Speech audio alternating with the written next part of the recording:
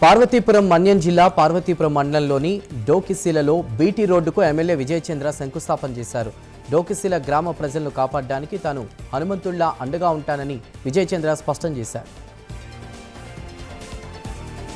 భద్రాచలం శ్రీ సీతారామచంద్ర స్వామివారిని తెలంగాణ రాష్ట్ర ఎస్సీ/ఎస్టీ commission chairman బక్కి వెంకటయ్య దర్శించుకున్నారు. ఈ సందర్భంగా బక్కి వెంకటయ్య దంపతులు ప్రత్యేక పూజలు నిర్వహించారు. అనంతరం వారికి ఆలయ ఈవో ప్రసాదాలు అందజేశారు. కాకినాడ జిల్లా గండేపల్లి మండలం తాళ్లూరు వద్ద రోడ్డు ప్రమాదం జరిగింది. ఉస్తాద్ భగత్ సింగ్ బెనిఫిట్ షోకు వెళ్లి తిరిగి వస్తుండగా ఆటోను తప్పించిపోయి ప్రమాదం చోటు చేసుకుంది. ఈ ప్రమాదంలో రామయ్యపాలెం గ్రామానికి చెందిన చంద్రశేఖర్ మృతి చెందగా బద్ది మణికంఠ కిషోర్లకు తీవ్ర గాయాలయ్యాయి.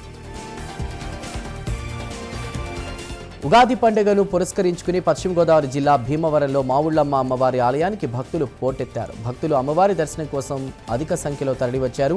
ఆలయంలో చండీ హోమం, విశేష పూజలు నిర్వహిస్తున్నారు. మాదాపూర్లో భారీగా హ్యాష్ ఆయిల్ను విక్రయించేందుకు ప్రయత్నిస్తున్న నిందితుడిని పోలీసులు పట్టుకున్నారు. సుమారు 2,50,000 విలువ చేసే 180 బాటిళ్లను స్వాధీనం చేసుకున్నారు. ఈ కేసులో ఓ వ్యక్తిని పోలీసులు అరెస్ట్ చేశారు.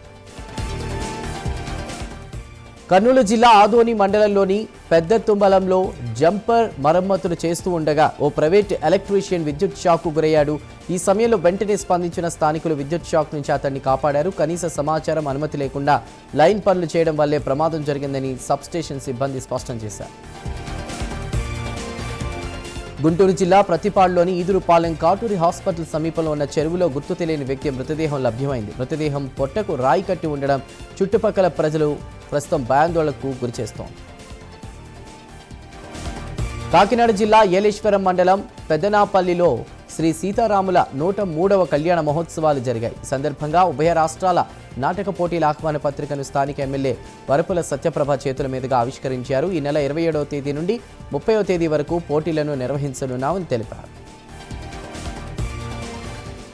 శ్రీకాకుళం జిల్లా సమగ్ర అభ్యున్నతికి సమిష్టిగా కృషి చేద్దామన్నారు కలెక్టర్ స్వప్నిల్ దినకర్ పున్కర్. స్థానిక డాక్టర్ బిఆర్ అంబేద్కర్ కళావేదికలో నిర్వహించిన ఉగాది వేడుకలో ఎమ్మెల్యే గుండు శంకర్ పాల్గొన్నారు. అందరి జీవితాల్లో పరాభవనామ సంవత్సర కొత్త వెలుగులు తీసుకురావాలని కూడా ఆయన ఆకాంక్షించారు.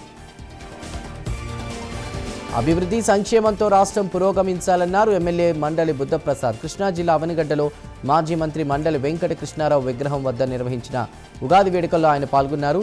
శ్రీ పరాభవనామ సంవత్సరం విశ్వశాంతికి దోహదం కావాలని, రాష్ట్రం అభివృద్ధి సంక్షేమాలతో పురోగమించాలని ఆకాంక్షించారు.